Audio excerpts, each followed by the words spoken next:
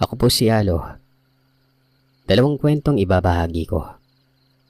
Kwento ng buhay ko at kwento nila nanay nang hindi pa ako naisisilang. Kumbaga, dalaga pa siya ng mga panahon na yon. Dalawang magkakaibang kwento ito na siyang tumatak sa pamilya namin. Kung hindi niyo po na itatanong, halos kaming lahat ay bukas ng ika-6 na pangdama. Para kaming may sariling mundo pero huli ko na nalaman yon. Gawa ng akala ko, ako lamang ang merong ganito. Nagsimula ito noong magkaroon ako ng kamalayan hanggang sa lumaki na ako. Tandang-tanda ko talaga noon. Kung hindi ako nagkakamali ay nasa edad 10 taong gulang ako. Sa pagitan ng taong 1999 at 2000. Nangyari ito sa nilipatan naming bahay sa probinsya ng Bohol, sa May Pilar. Akala ko ay normal lamang ang nakikita ko at meron talaga akong nakakalaro. Isang batang hindi ko alam kung saan nakatira. Ang ipinagtataka ko ay hindi siya lumalaki. Kumbaga, ako lamang ang tumatanda. Ang pangalan nito, Sir Seth. Sebastian. Si nanay lamang ang nagpangalan dito kasi nga hindi nagsasalita yon. Tapos lagi itong nakahubot-hubad. Nakikita ko siya lagi sa likod ng bahay. Hanggang sa naikwento ko na ito sa mga kaklase ko na kesyo may kalaro ako. Laging walang saplot. Palangiti at may pagkaputi. Bansot pa nga gawa ng hindi nga talaga lumalaki. At higit sa lahat ay pipi ito. Hanggang pagkumpas lamang ng kamay pero ang nakapagtataka, naiintindihan ko siya. Isang hapon, habang papauwi ako noon sa bahay, nakita ko si Sebastian. Nasa tabi ng ilog. Naglalaro ito. Tanaw ko siya mula sa tulay. Yung bahay kasi namin ay nasa tabi ng ilog. Sobrang dumi ng ilog na yun kaya tinawag ko siya. Hindi niya ako pinansin yon. Ang lakas na ng pagkakatawag ko pero ayaw talaga. Hanggang sa may lumapit na sa akin. Kaklase ko at nagtanong kung bakit ako nagsisisigaw. Yan o, si Sebastian. Yung sinasabi ko sa inyo na kaibigan ko. Nakita ko ang kaklase kong naningkit ang matang tinatanaw ang ibaba. Kaso ang sabi niya, wala naman umano. Pero iginiit ko na naroroon gawa ng nakikita ko yon. Dinakma ko pang ang leg ng kaklase ko sabay turo sa kaibigan ko na ito. Pero pinagtawanan lamang ako. Nagkataong dumating pa ang ibang estudyante. Pinagtawanan nila akong lahat. Nagalit ako syempre. Kamuntikan pa nga akong makapanapak nun eh. Hanggang sa umuwi na lamang ako ng bahay. At doon sinabi ko sa nanay ko na hindi naniniwala sa akin ang mga kaklase ko. Nakita ko kasi si Sebastian na naroroon sa ilog nun. Sabi naman ng aking ina ay wag na lamang umanong pansinin. Hayaan na lamang ang mga kaklase ko. Bastang importante. Alam ko daw na may kaibigan ako. Banas na banas ako nun. Pero pinili ko na lang na maghunos dili, Sir Seth. Maraming araw pa ang nakalipas nun. Hanggang sa may nakikita pa akong iba doon sa likod ng bahay namin. Pero sa pagkakataong ito, nakakapanghilakbot ang itsura nila. Parang impakto. Ang pula ng balat. Malaking tao. Mabalahibo. May sungay. Pero nawawala din naman kaagad ito. Sinabi ko sa nanay Mila ito. Ay naman sa kanya ay baka guni-guni ko lamang daw. Huwag daw masyadong mag-isip kasi nga kung ano-ano na lamang ang nakikita ko. Pero Sir Seth, naging sunod-sunod na yon. Hanggang sa pagtulog ko, ay nakikita ko ang nilalang na yon sa mismong panaginip ko. Sa pagkakataong yun din ay hindi ko na nakikita pa si Sebastian. Wala na siya doon sa lugar. Bagkos ay yun nang nilalang na yon ang lagi kong nakikita. Minsan ay sumisilip sa isang kahoy. Minsan ay nahahagip ko ng tingin sa tuwing patungo at pauwi ako sa eskwela. Hanggang sa parami na ng parami. At ang lahat ng mga nakikita ko ay hindi na kaaya-aya. Ang papangit nila, Sir Seth. Kahit anong sumbong ko naman sa mga magulang ko, lalong-lalo na sa aking ina. Paulit-ulit niyang sinasabing guni-guni ko lamang umano yon. Hayaan na lamang umano. Hanggang sa dumating ng araw na ayaw kong pumasok sa eskwela. Natatakot na akong lumabas ng bahay at katunayan ay nakakubli na lamang ako sa silid nun. Ang ipinagtataka ko nun, hindi man lamang nabahala sa akin si nanay. Katunayan, ayos lang kung hindi muna ako papasok umano sa eskwelahan na parang wala lang at manhid sa mga hinanaing ko. Mabaliw-baliw na ako nun. Mantakin nyo, kapag nakahiga ako tapos kipat na mga mata, may nakadungaw sa aking mukha. Mukha noong nilalang ang nakatitig sa akin nun. Nakapatong ito sa may higaan.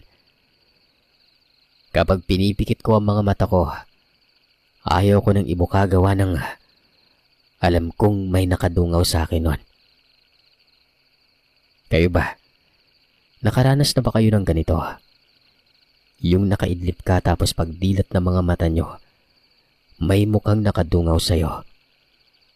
Nakakahimatay. Pero dahil na rin sa iniisip ko noon na guni-guni lang ay hindi talaga ako nagugulat. Pero aminado akong malaki ang naging epekto nito sa araw-araw kong ginagawa. Nagtuloy-tuloy yon hanggang sa hindi ko na kinaya. Doon ako sa cabinet nagtatago. As in kung ilalarawan lang siguro ang itsura ko noon, literal na baliw na ako tingnan.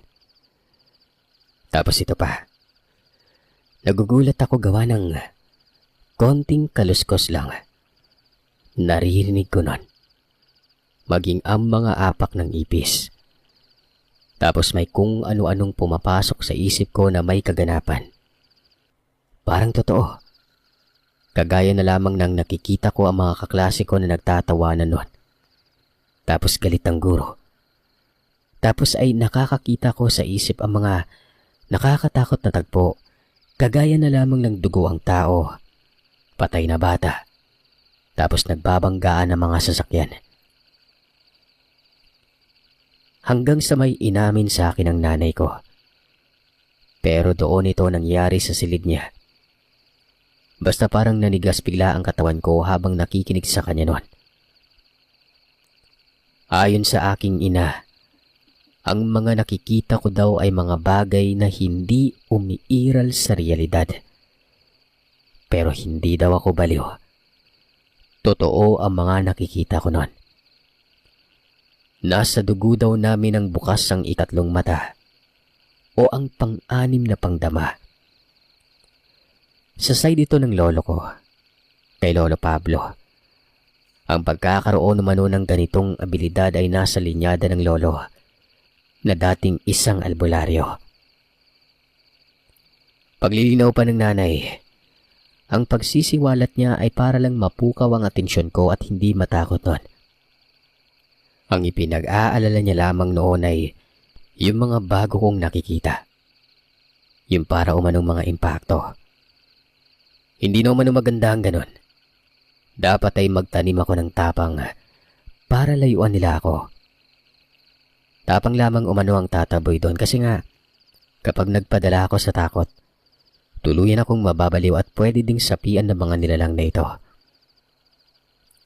Ang mga demonyo umano at masamang elemento, kahinaan ng isang tao ang pinupunterya. Tapos sa masaklap dyan, Nakikita ko talaga sila na kung saan natatakot ako kaya mas nagkaka-interes sa akin ang mga nilalang na yon. Anumang bagay na sa tingin ko ay parang kakaiba. Ibang mundo na ang kinabibilangan nito. Maging yung bata na pinangalanan ni nanay na Sebastian. Hindi din umano tao yon. Nung maliit pa daw ako ay kalaro ko na ito, maging doon sa una naming bahay sa Tagbilaran. Kasama ko ito hanggang sa sumunod na sa Pilar. Pero mabuting bata daw yon. Anak umano yun ng isang tamaho. At kaya hindi lumalaki kasi nga mahaba ang buhay ng mga engkanto. Tatanda na lamang ako pero konti lang ang itutubo ng batang yon. Huwag ko na lamang umanong ipagsabi sa iba kasi iisipin talagang nababaliw na ako. Maiging isarili ko na lamang umano pero dapat ay matapang pa rin ako nun. Siyempre, gulat na gulat ako noon, Sir Seth. Bago pa lamang sa pandinig ko ang ika-6 na pangdama o yung third eye. Napakabihira umano ang may ganitong abilidad. Matagal ang sinabi ni Nanay Mila ang katotohanan kasi baka maapektuhan ang kinikilos ko sa araw-araw. Kaya sinasabi niya lang na guni-guni yun para makapamuhay ako ng normal. Bukod pa dyan, yung mga nakikita ko sa isip na mga pangyayari, binigyang paliwanag ito ni Nanay. Natural lamang umano sa may angking abilidad na kagaya ko ang makaranas ng ganon. Mga premonition o sa madaling salita ay pangitain. May ibang pangitain na hindi totoo pero may iba namang mangyayari talaga. Kaya dapat umanong bantayan yun dahil maaaring makatulong ito sa ibang tao. Kadalasan kasi sa katulad ko ay yung mga may premonition, nagkakatotoo. Babala ito sa mga maaaring maganap sa kasalukuyan. Bagamat naging malinaw sa akin ang lahat pero naroroon pa rin ang takot. Naiiba pala ako sa mga batang kakilala ko. Ang nakikita ko ay hindi nakikita nila. Napakaswerte nila dahil hindi talaga maganda ang bukas ang ikatlong mata. Hindi maipagkakaila na nakikita din ng nanay ang mga nakikita ko nun. Alam niya nga eh. Tsaka siya ang nagpangalam doon sa batang nakikita ko lagi.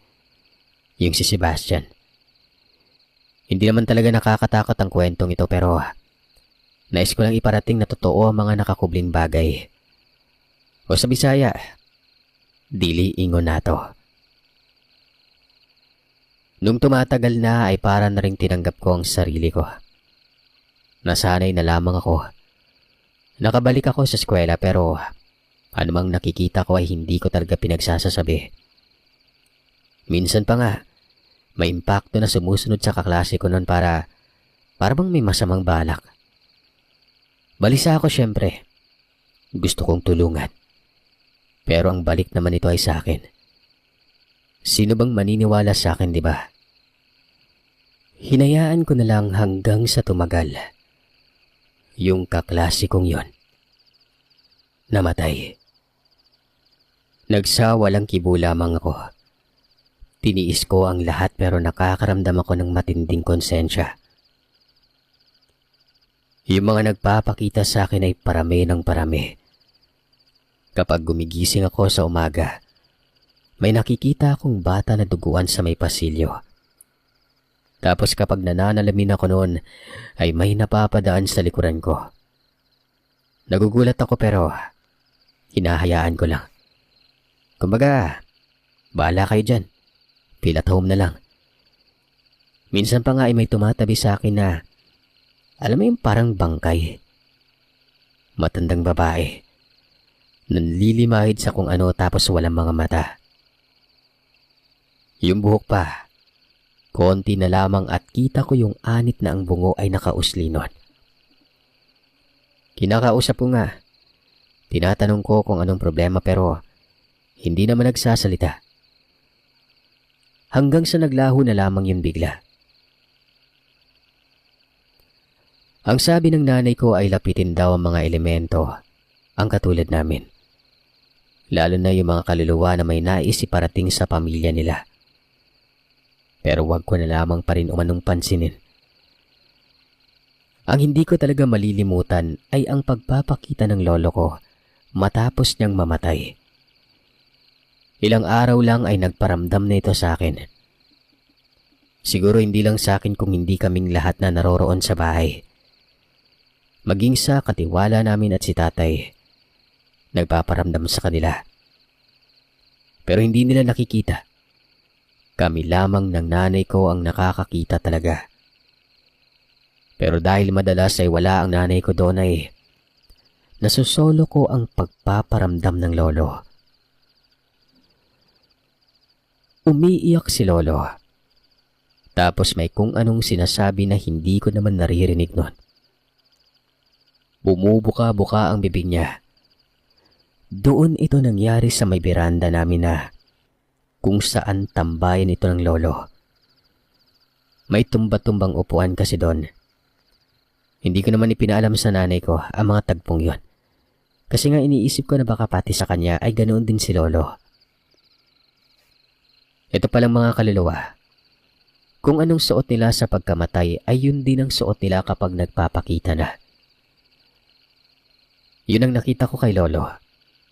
Hindi nakabarong na kagaya ng mga nakikita sa ataol. Nakapolong itim na may rebeteng ginto sa dibdib nun. Malinaw na malinaw sa akin ang mukha niya pero malamlam ang kanyang mga mata. Hanggang sa isang gabi, napanaginipan ko ang lolo at ang sabi niya sa panaginip, ang tatay ko umano, may malubhang karamdaman. At dinadala lang ito kahit sa trabaho. Sabihan ko daw na magpatingin sa doktor para maagapan kaagad nun. Gawa ng ang nanay ko ay hindi umano pinapansin si lolo. Ako umano ang magpaalam sa tatay ko nun. Wala akong kamalay-malay noon na isa na pala yung premonisyon na ako ang ginawang tulay ng lolo. Hindi ko sinabi sa nanay ko ito. Hanggang sa makalipas ang isang buwan, nagkasakit si tatay. May cancer ito sa atay. Stage 4 na. Kaya pala bahagyang lumaki ang kanyang tiyan. Namatay ang tatay ko kahit anong paggamot sa kanya. Sobrang pagsisisi ko nun dahil hindi ko inabisuhan pero kung gaano ako nagsisisi, mas higit pa doon si Nanay Mila. Ipinagsawalang bahala niya kasi ang pagpapakita ng lolo ko noon. Hanggang ngayon, nag-usap kami ng nanay at nabanggit niya ang karanasan niya dati nung nabubuhay pang lolo Pablo. May kapatid kasing babae si nanay, si Tia Sabel at namatay umano yon. Matanda si Tia Sabel sa nanay ng 2 taon. At ang kwento nila ay nangyari sa Tagbilaran. Nabanggit naman na sa kwento na bukas ang pang-anim na pandama ni nanay. Ganon din si Tia Sabel.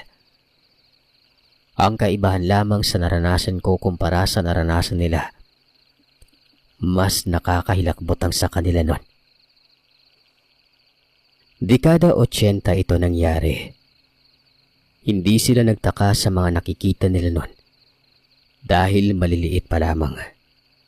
Ipinaliwanag na ito sa kanila ng lolo kong si Pablo. Ayon pa umano sa nanay ko, kung anong ipinayo niya sa akin ay yun din ang bukang bibig ni lolo ko sa kanila. Buhat ng nais ng nanay ko na magkaroon ako ng normal na buhay. Pinilit niyang itago ito. Pero syempre, wala namang sikretong hindi nalalaman. Kumbaga, walang usok na kayang itikom sa kamao. Lulusot at lulusot ito at lilitaw ang katotohanan. Sila ni Tia noon ay literal na may sariling mundo. Katunayan, si Tia ay tumigil sa pag-aaral. Ang nakakaalam lamang sa kanila kung bakit ayaw na pumasok nito ni Tia ay mismong ang nanay ko. Samantalang nagpatuloy naman sa pag-aaral ang aking ina. Dahil nga may angking tapang ito at hindi kinaaasiwaan ang mga nakikita niya. Nasa edad 15 taong gulang si nanay habang si tiya naman ay nasa 17. Wala lang naman kay Nanay Mila ang nangyari. Naiintindihan niya si Tia Isabel. Hanggang sa dumating umano ang araw na parang hindi natakot si Tia. Yun bang kampante na ito na siya namang labis ipinagtaka ng nanay. Pero ayaw pa rin itong pumasok sa eskwela. Mas pinili na lamang na samahan ng ina nila sa pagtitinda sa bayan.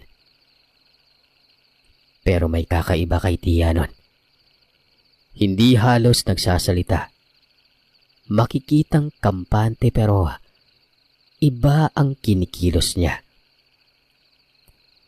Hanggang sa isang gabi, lumabas ng bahay si Tia. Ito namang si Nanay Mila. Parang wala lang sa kanya. Pero matagal na umano itong bumalik nun. Inabot na lamang yon ng madaling araw na kung saan ito ang mga oras na gumigising si nanay. Gawa ng nag-iigib pa kasi sila noon sa isang balon bago pa asikasuhin ang sarili para sa eskwelahan. Malayo ito sa bahay nila. Nasa ibabaw kasi ng burol ang kanilang bahay pero marami namang nakatira doon bukod sa kanila. Magkakalayo nga lang. Isang palapag, malapad at may magandang beranda na nakabungad sa gubat. Nakaharap yung bahay na yun sa gubat. Hindi pa rin bumabalik si Tia. Ginising na ni Nanay Mila noon ang kapatid niyang lalaki, si Tio Gabriel. Sinabing hindi pa bumabalik si Tia Isabel. Itong si Tio Gabriel, naiiba ito sa kanilang magkakapatid. Normal at hindi nakakakita ng mga kakaibang nilalang. Mabilis na lumabas si Tio. Sumunod si Nanay. Hinagilap nila sa buong lugar. Nagtatanong-tanong sila sa mga tao kung may nakakakita ba kay Tia Isabel kaso wala. Naalarma na ang buong lugar na yon. Sumapit na lamang ang umaga at wala pa ring Tia Isabel ang lumitaw. Si Lolo Pablo, dahil isang albularyo, tinawas kaagad kung anong nangyari kay Tia. Pero wala umanong magandang resulta ang lumalabas sa pagtawas nun. Walang laman. Ang pamamaraan pa noon ng lolo sa pagtatawas ay kandila na pinapatak sa tubig. Tapos nakalublob doon ang damit ng Tia. Pero wala talagang resulta. Kaya naman iniisip nilang baka umalis lamang at may pinuntahan. Pumasok si Nanay sa eskwela. Pagka-uwi niya ng hapon, maraming tao sa bahay nila. Naroroon ang iba nilang mga kamag-anak at sobrang balisa ang mga muka. Nagtanong si Nanay Mila kung anong problema. Kung dumating na ba umano si Tia Isabel. Kaso wala daw. Hanggang sa mga puntong yon ay hindi pa dumarating. Labis-labis na ang pag-aalala nila nanay nun. Hanggang sa pumasok na lamang sa isip ni Nanay na magtanong sa batang si Sebastian. Tama, Sir Seth. Naroroon na si Sebastian na mga sandaling yon. Yung batang laging nakikita ko. Kaya pala, patungkol sa batang to, nakikita ko pa rin siya hanggang ngayon. Medyo malaki-laki na ng konti parang ang sumunod sa akin eh. Itong si Sebastian, ayon sa aking ina ay laging nasa bahay nila. Parang alaga ni Lolo. Araw-araw itong naroroon. Nung magkaasawa na si Nanay ay nagtataka siya kung bakit sumusunod na ito sa kanya. Natanong pa nga niya si Lolo noon. Ang sabi ng nanay ay bakit lumipat ito sa bahay niya. Matapos kasi ng kasal nila tatay noon ay nagtayo kaagad sila ng sariling bahay. Nasa babaan lamang ng lugar. Ayon naman kay Lolo, wala siyang alam. Hindi naman umano niya kinakausap ang anak ng tamaho. Tumatakbo nga ito kapag tinititigan niya. Pero hindi na lamang pinagtuunan ng pansin ni Nanay. Hanggang sa naisilang ako at mas naging kapit ng batang yon. Bugtong lamang akong anak, Sir Seth. May mayoma kasi si nanay at natatakot ng mabuntis ulit. Balik tayo sa kwento. Naroroon si Sebastian sa likod ng bahay nila. Sa isang puno na kung tawagin ay Madre de Cacao. Malaking puno yon. Pinunta ni nanay at tinanong niya sa pamamagitan ng pagkumpas ng kamay. Ayon sa naiintindihan ni nanay sa batang engkanto, naroroon daw sa gubat ang Tia Isabel. Kaagad ipinaalam ng nanay sa mga kaanak naming naroroon ang nalaman niyang impormasyon.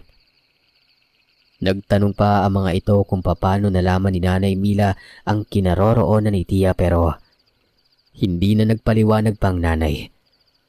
Gawa ng mga kaanak namin ay walang alam patungkol sa abilidad ng aming pamilya. Lalong-lalo na yung sa side ni Lola. Kasi nga, ang may bukas na pandama, nagmumula sa linyada ni Lolo. Walang ano-anong tinungo nilang gubat.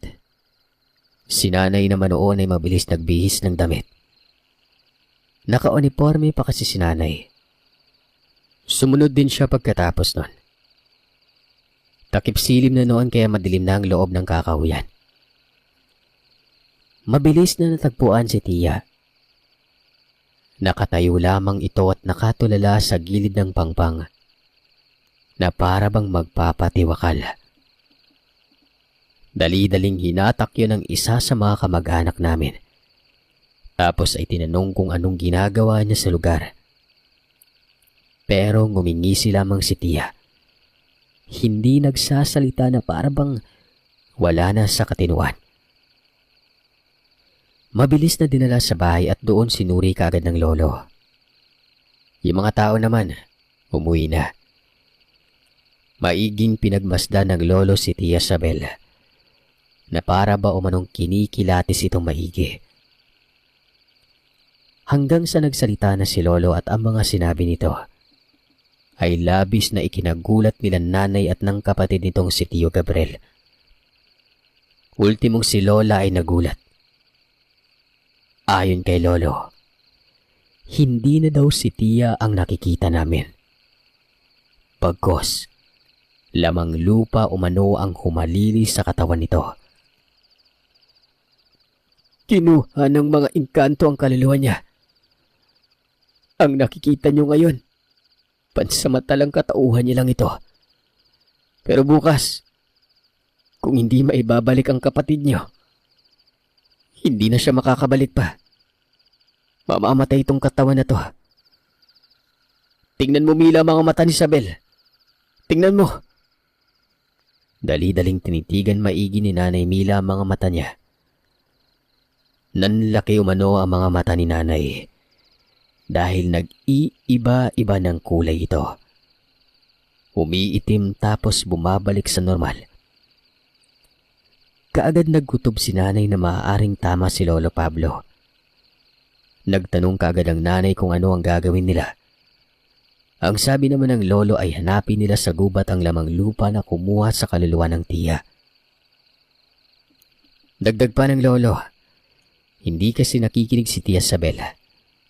Sabing huwag matatakot eh. Ayun, natakot. Kaya nakahanap ng butas sa mga lamang lupang yon. Gawa ng nakikita ng Tia ang mga ito. Posibleng nagustuhan at kinuha ang kaluluwa niya. Sa kalaliman ng gabi, hinanap nila ang Tia. Nahalughog na ang lugar pero hindi pa rin natatagpuan ang nasabing lamang lupa. Hindi naman sila makahingi ng tulong nun. Gawa ng lamang lupa nga ang hahagilapin. Ang magkakasama lamang ay sina Lolo, Tio at Nanay Mila. Walang ibang nakikita ang Tia noon at naramdaman, maliban na lamang sa mga pipitsyuging mga lamang lupa. Hanggang sa inabot na lamang ng umaga, sumunod si Lola.